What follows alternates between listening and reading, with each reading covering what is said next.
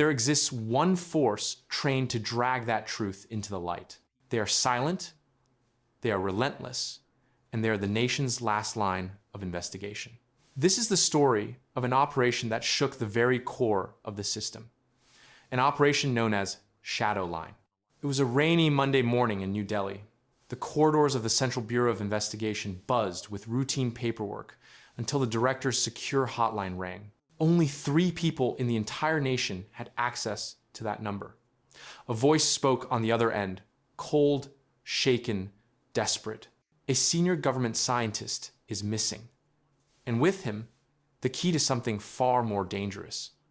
Agent Arav Singh, one of CBI's most decorated investigation specialists, was summoned immediately. Arav knew one thing.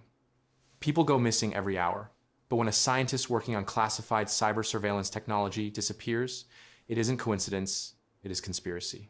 Arav and his team reached the scientist's residence. The place wasn't ransacked. Nothing was broken. No signs of forced entry. No fingerprints. Everything was clean, almost too clean. Professionals, Arav murmured.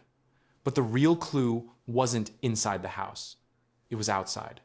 The neighbor's CCTV camera had captured a shadowy figure leaving the building at 2:43 a.m. It wasn't the scientist. It was someone taller, broader, and strangely calm. Then, something unusual happened. The footage glitched at the exact moment the figure exited the gate. Someone had tampered with the feed. Ria Menon, Arav's cyber specialist, examined the glitch. She looked up with concern. "Sir, this kind of digital interference isn't done by street criminals. This is military-grade scrambling." Arav felt the first cold wave of the storm they were stepping into. Inside the scientist's lab, the team found a hidden compartment. Inside it lay a small titanium-coated drive. But the drive was empty. Arav asked what was supposed to be inside. Ria hesitated before answering. "Project Manthan." Arav's eyes narrowed. Manthan, the rumored surveillance system capable of overriding any security protocol in the country. A system so powerful it could monitor every electronic footprint in real time. If it fell into the wrong hands, the consequences would be catastrophic. This wasn't just a kidnapping. It was an act of war. Every crime leaves a footprint. This one left money. Unusual money transfers from the scientist's account led to an offshore bank in Estonia. Arav realized they were dealing with something far bigger than one missing scientist. They were dealing with an international cyber syndicate. To strengthen the team, Arav called Inspector Kabir Malik, a field expert known for tracking criminals who never left clues. Kabir studied the financial trail. "They're using the dark web as a passage," he said.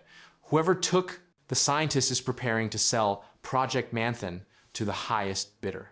Time was running out. To crack an international conspiracy, Arav needed someone who worked outside the law, someone who knew the underworld. And he knew exactly who that was. In the damp basement of an abandoned textile mill sat Mikhail, an infamous information broker. Mikhail smirked as Arav approached. "I hear you're looking for a scientist who didn't want to be found," he said. Arav didn't respond. He didn't have time for games. Mikhail leaned forward. "Your scientist is alive, but he didn't just vanish.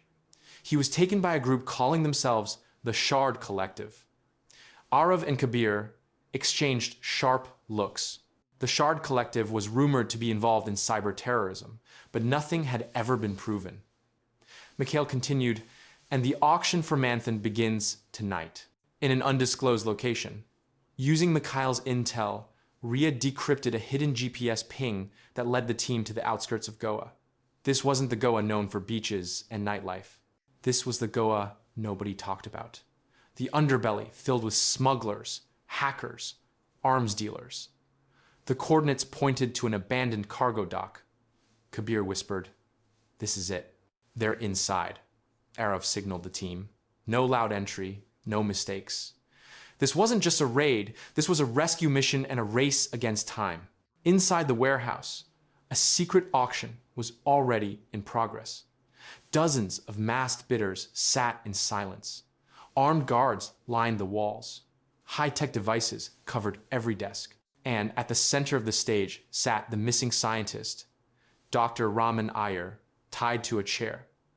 Next to him, a sleek server glowed with encrypted data, the host announced. Ladies and gentlemen, Project Manthan is now open for bidding. Arav clenched his fists. If that data went online, the entire nation would be at risk. He whispered into his comms, "Team, move on my signal. 3, 2, 1, go." The warehouse erupted into chaos. Gunfire echoed through the metal walls. Kabir tackled one of the guards, disarming him in seconds. Ria connected into the auction server through a hacked terminal and shut down the live data stream moments before it could be uploaded. Arav sprinted toward the stage, fighting off mercenaries and dodging bullets. He reached Dr. Raman and untied him. "You're safe. We're CBI." But the scientist whispered something that froze Arav in place. "You're too late. I already gave them a copy." Before Arav could react, the host attempted to flee with a secure briefcase. Kabir intercepted him, knocking him down. Inside the briefcase was a high-security storage drive, the real drive. Arav turned to Dr. Raman. "Why? Why would you betray the nation?" he demanded. Raman's eyes were filled with guilt. "I didn't betray it," he said. "I tried to save it. The government wanted to weaponize Manthan, to spy on every citizen. I couldn't allow a system of absolute surveillance to exist. I tried to destroy it. But the Shard Collective found out. They used me." Arav stood still. Truth, he realized, was never black or white. It always lived somewhere in the gray. But his duty was clear. Protect the nation at any cost. Project Manthan was secured. The culprits were arrested. But the scars of Operation Shadowline remained. In the world of investigations, there are no permanent victories, only temporary triumphs. Because darkness always finds a way back. But as long as there are officers willing to chase that darkness, there will always be hope. This is the story of the CBI. A story not of power, but of responsibility. In the shadows of truth, they stand guard.